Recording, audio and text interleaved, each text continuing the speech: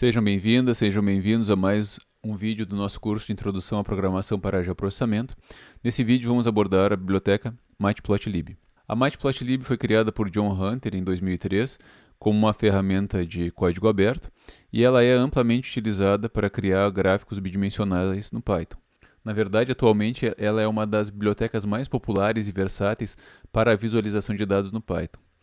Ela é amplamente utilizada em análises científicas de dados, incluindo aqui, claro, o geoprocessamento, principalmente por sua capacidade de criar uma variedade de gráficos de uma maneira bastante flexível e bastante personalizável também.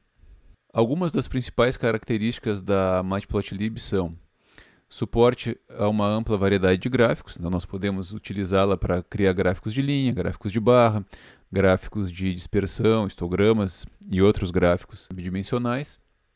A extensibilidade, então ela é a base para bibliotecas como a Seaborn, que nós não vamos estudar aqui, mas que eu recomendo a vocês depois, mais no futuro, para quem continuar utilizando programação, para quem continuar utilizando o ambiente Python, dar uma olhada, estudar a Seaborn, que é uma biblioteca bastante interessante, tá, para complementar a Matplotlib.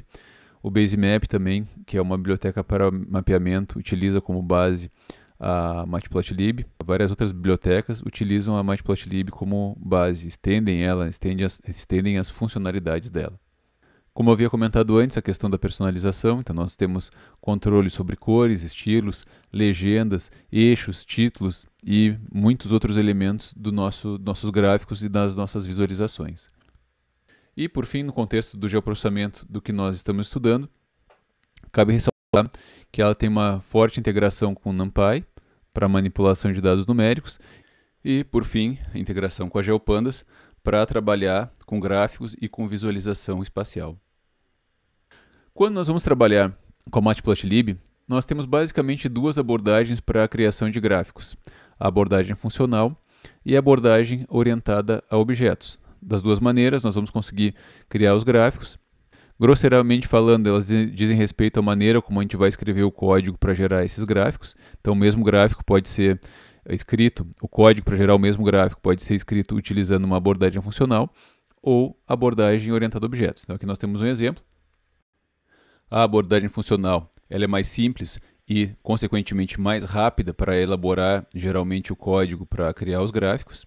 E, por outro lado, a abordagem orientada a objetos ela é um pouco mais complexa de trabalhar, mas oferece maior controle para gráficos que têm mais elementos, que são mais complexos. Tá? Então, na prática, nós vamos utilizar a abordagem funcional para criar gráficos simples, e quando nós tivermos que criar gráficos com mais elementos, subplots, por exemplo, nós vamos trabalhar então com uma abordagem orientada a objetos para escrever o código para criar esses gráficos. Com relação à criação de gráficos, então, nós temos aqui um gráfico de linhas e temos aqui o código para a criação desse gráfico. Então, inicialmente aqui nós temos o import, import matplotlib.pyplot splt. Então, o que seria aqui, Nós estamos falando da Matplotlib, mas temos o pyplot aqui. O pyplot é o módulo dentro da Matplotlib, que é projetado para fornecer uma interface simples e intuitiva para criar as visualizações gráficas no Python. A pyplot ela é no MATLAB, então todo o design funcional do MATLAB inspirou, digamos assim, a pyplot. Então ela é bastante acessível para usuários que já tenham experiência com essas ferramentas de análise visual interativas como o MATLAB. Basicamente, a pyplot nós podemos considerar o coração da Matplotlib. A pyplot contém funções que permitem construir gráficos etapa por etapa, parte por parte.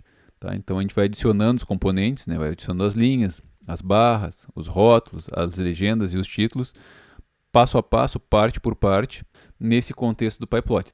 Aqui demos um apelido, PLT, para ficar mais fácil, porque senão sempre que nós chamássemos as funções da Matplotlib, teria que escrever matplotlib.pyplot. Então, ao invés disso, nós damos esse apelido, PLT, que é o padrão, vocês podem dar o apelido que vocês quiserem, mas comumente se usa PLT para Matplotlib.